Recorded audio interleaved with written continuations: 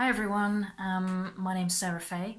I'm the creator of Roots and Resonance, and I'm just presenting to you this short video just to help you if you're curious in particular about readings. So divination in the form of tarot or tarot cards or rune readings, both of which I offer on my website for video calls, as well as voice calls or by email. Okay, so those are options for those of you who are wanting readings from further away. For those of you who want in-person readings, this might give you a bit of a flavour of what my readings will be like, because my style and my approach is pretty much the same regardless of whether you're receiving a reading online or whether you're receiving a reading in person with me more locally, or considering booking me for an event and so on. So readings are one aspect of my work as seer, and I've been professionally reading the tarot cards in particular, and the Norse runes to an extent, for about 15-20 years now. I was 15 years old when I picked up the runes for the first time, or when they came to me for the first time purely by accident. And then a year or so later, I was very much working with the tarot intensively, and I've been working at festivals and events and doing one-to-one readings for about 15 years now, professionally. So I would like to offer you a bit of a description about my work for you to decide whether having a reading is for you or not, because you may be curious, you may be coming to the tarot or the Norse runes for the very first time. You might have some anxieties, some fears, some images in your mind that come from popular TV or come from sort of fictional references to kind of witchcraft and things like that.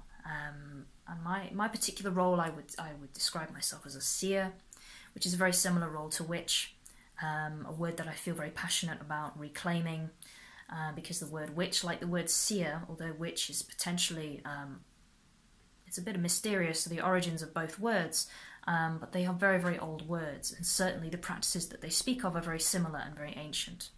They go back to pre-Christian times, and in northern European countries, in particular, the word seer or seer in the Norse tradition referred to somebody who could offer prophetic guidance and wisdom, okay, to either the individual or the community.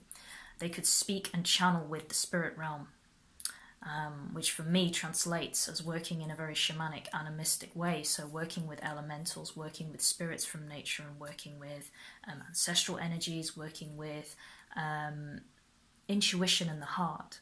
So primarily, whether you're a believer in the spirit realm or not, and however that may look or feel for you, there is no need for any kind of belief around that to really benefit from the tarot, because the service that I offer with both the tarot and the runes is designed to be completely accessible and down to earth. My approach is one, to bring humour, to bring storytelling, to bring the history and the ancient runes, and the very timeless tarot and its constant shifting with contemporary culture, to bring them both very much into the modern day, whilst bringing the magic of their history and their roots into the modern day picture.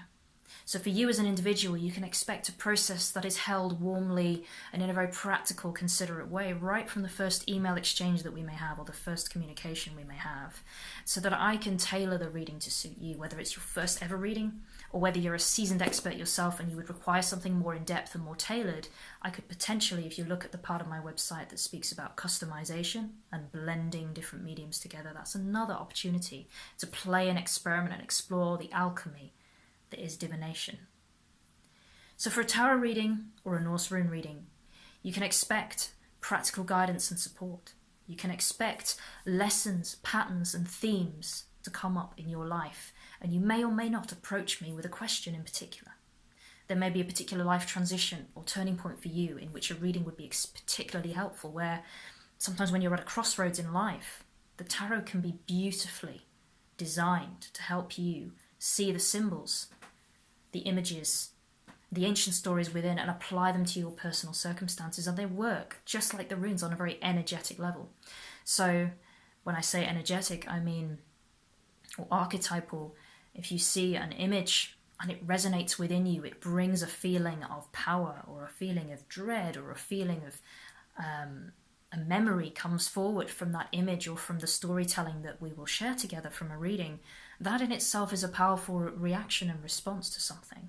Okay, so very much within readings, these things can happen, and they can help you decide how you really feel at the heart of a matter. Because when you're caught up in the web of a decision or a life-changing time in your life, or a particular question or issue, some clarity of how you truly feel and where you stand on an issue can be deeply helpful.